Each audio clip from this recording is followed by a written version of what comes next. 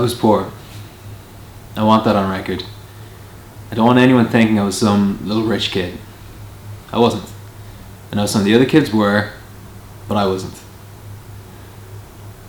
He was nice to me. My mum had some outstanding fees, but he would let it slide. Look, you already know what happened. I don't see the need to go into the detail. Fine, no. I get it. He was our coach for 2 years before anything happened.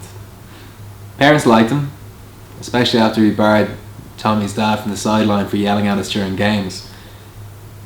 He used to drop Tommy home after games after that. If you guys talk to Tommy, you should probably talk to Tommy. So, it's this Saturday and I'm 9. I know that I'm 9 because it's going to be my birthday the week after the final. So my mum can't drop me home this Saturday after the game. For some reason. A work thing. Probably. So she's dropping me off and she's asking around to see if anyone could take me home after the game. My nan used to live with us at the time, so she'd be at home waiting for me. Coach said that he can drop me home after the game. I don't live that far away from Tommy's. I get in the car with him and Tommy. Tommy just sits there and stares out the window the whole ride home, holding the handle. He seemed so tense.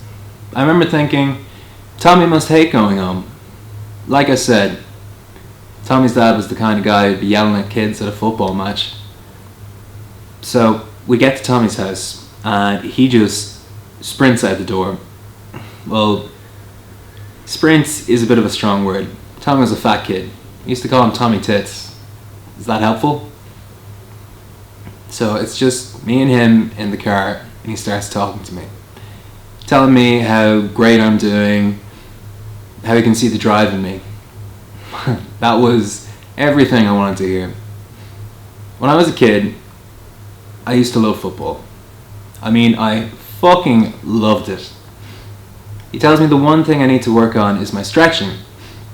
He asks me, do I want him to show me, and I think, yeah. My nan isn't expecting me home till after this game, so I have time. He lived right around the corner from me, and he took me to his house. So he starts showing me these stretches.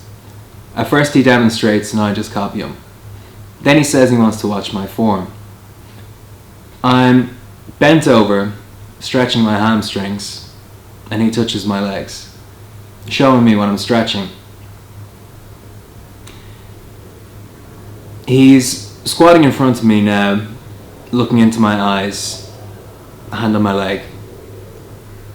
And then he just runs his hand up my shorts. I can't smoke in here, can I? No.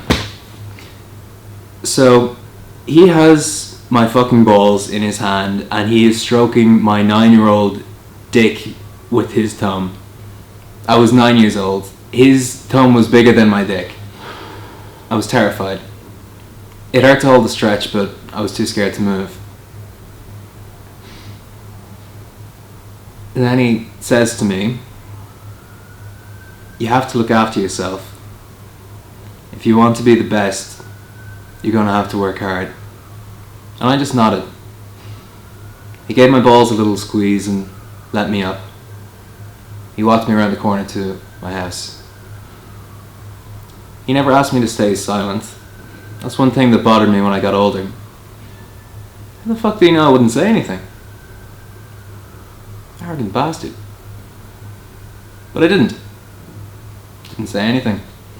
I just went inside and watched TV with my nan.